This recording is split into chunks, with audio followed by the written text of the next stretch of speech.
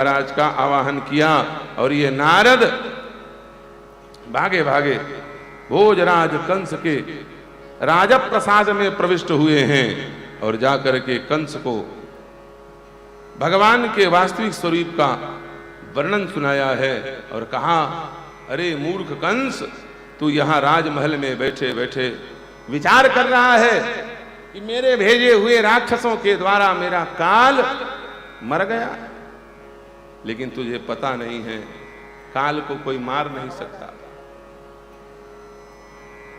तेरा काल देवकी वसुदेव का पुत्र उस वृंदावन में नंद और यशोदा के यहां धीरे धीरे बड़ा हो रहा है और तेरे जितने भेजे हुए गुंडे थे, बदमाश थे, दैत्य थे, उनको एक एक करके मारता चला जा रहा है, फिर भी तुझे नहीं पहचान पाया, तू उसे नहीं पहचान पाया। इसलिए मेरी बात मान, किसी भी प्रकार से उस दुष्ट नंद के छोरे कन्हैया को मार डाल, और नहीं मारेगा तो तेरा काल तेरा अहित कर देगा। नारद जी महाराज का काम कभी कभी समझ नहीं आता, भैया ये नारायण के भक्त हैं कि कंस के भक्त हैं?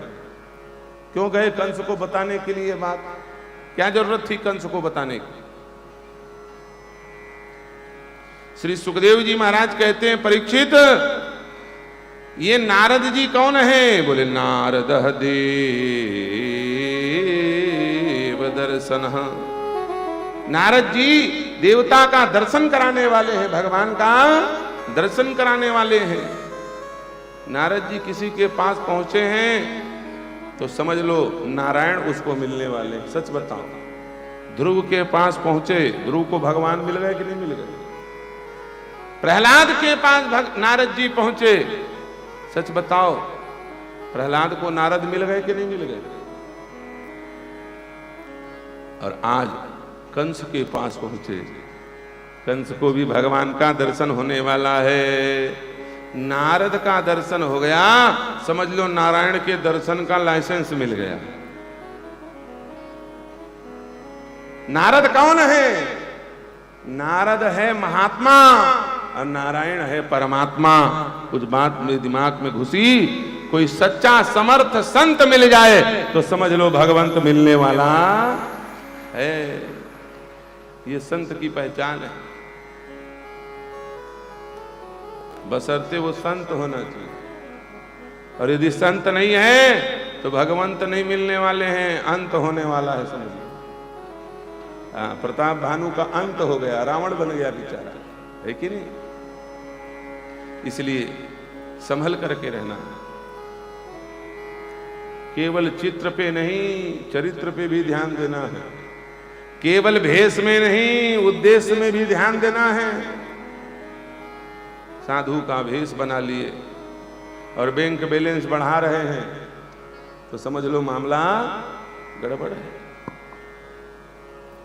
यदि संग्रह वृत्ति में जीवन व्यतीत हो रहा है तो फिर उसे साधु नहीं समझ सकते।